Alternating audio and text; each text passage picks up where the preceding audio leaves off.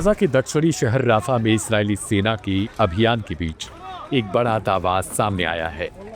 इस्राएल का कहना है उसकी फोर्सेस ने राफा की गहरी भूमिगत सुरंगों में फंसे करीब 40 हमास लड़ाकों को पिछले हफ्ते मार गिराया है। हैरानी की बात यह है कि यह कार्रवाई उस वक्त हो रही है जब इस्राएल और हमास के बीच 10 अक्टूबर से ही सीज फायर समझौता चल रहा है।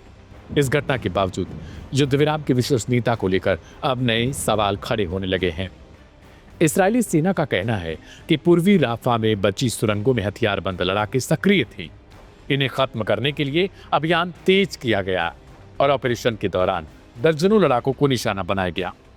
सेना पहले भी राफा में हमास के कई लड़ाकों को मारने और गिरफ्तार करने का दावा कर चुकी है, लेकिन हमास की ओर से इस नई घटना पर कोई आधिकारिक प्रतिक्रिया नहीं दी गई।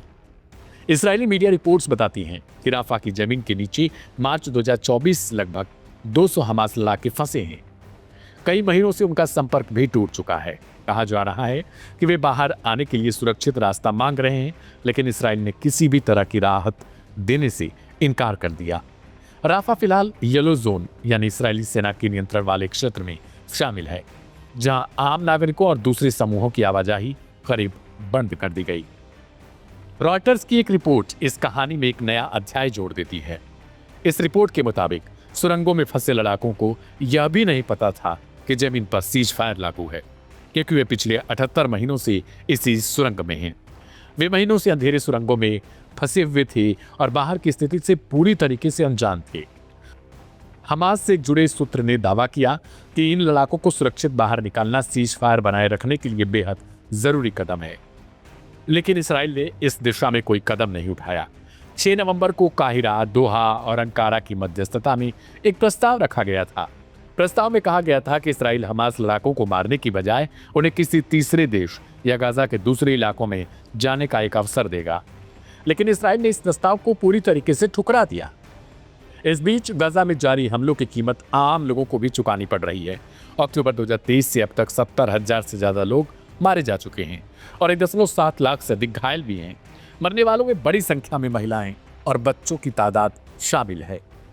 सुरंगों की स्थिति को लेकर लगातार अब वैश्विक मीडिया में चर्चा बनी हुई है। सवाल ये पूछा जा रहा है कि अगर जमीन पर सीज फायर है तो फिर इन लड़ाकों को बाहर निकलकर किसी तीसरे देश में भेजा जाना चाहिए या फिर उन्हें सुरक्षित उनकी स्थानों पर पहुंचना चाहिए, क्योंकि सीज फायर लागू है और दोनों ने अपनी आपसी रजामंदी से इसे स्वीकार्यता भी दी है।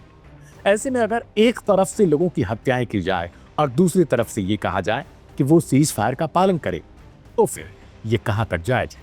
सवाल ये है कि क्या अमेरिका या फिर कतर या तुर्की क्या इस मामले में अब एक बार फिर से मध्यस्थ की भूमिका निभाएंगे या नहीं? आपकी क्या राय है? कमेंट बॉक्स में हमें जरूर लिखें।